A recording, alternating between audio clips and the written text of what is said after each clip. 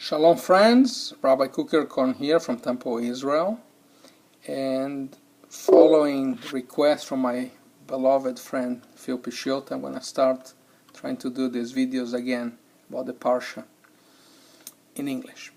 Parsha this week is Tazria. It's in the book of Leviticus, chapters 12 and 13. Towards the end of chapter 13, we read about when a person develops some sort of leprosy, but it's bizarre because the whole chapter is bizarre because it deals with concepts who are so foreign to our lives, to our modern lives, such as a woman has to offer sacrifice on account of having had a child, and it's different sacrifice for. And she's impure 7 days for a boy, but 14 days for a girl. Very convoluted stuff. And then there's the story of when a person develops this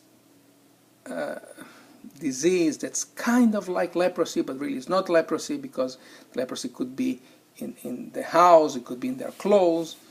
But then it says that if a person develops that disease, the priest needs to go there and check, and if he really has it, his clothes need to be burned, and his hair is cut, and for as long as he has this disease, this sort of leprosy, she is impure, can't stay with everybody else, needs to sit outside of the camp.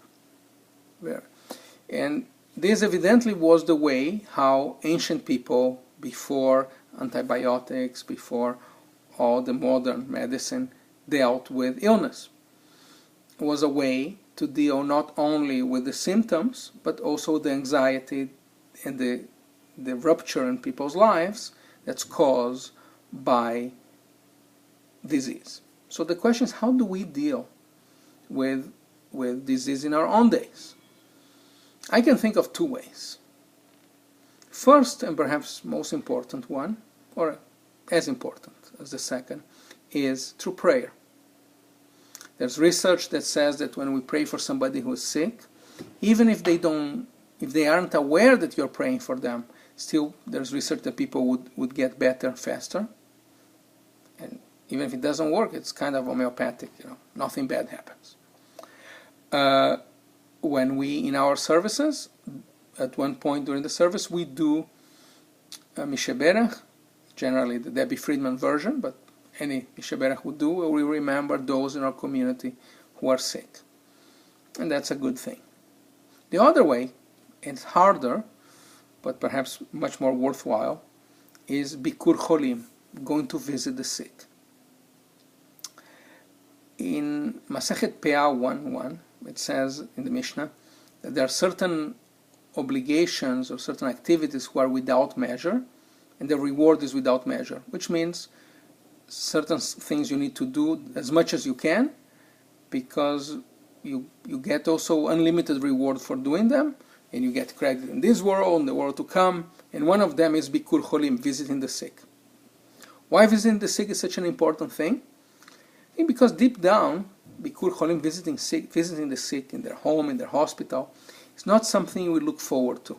It's something hard, it's something difficult. We don't want to do it.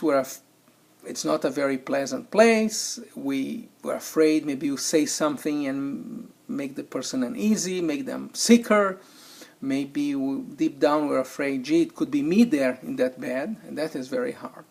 That's what makes perhaps this mitzvah of Bikur Cholim even more praiseworthy and more noble, because it's so hard to do. But that's the ways we have in our own days. I hope we will take it to heart and continue doing it, and continue, even though it's hard, and continue doing it to make ours always a better community and help bring joy and happiness and help to those who need it, especially at the time that they need it. Rabbi Kukerkorn, Temple, Israel. See you. Shalom.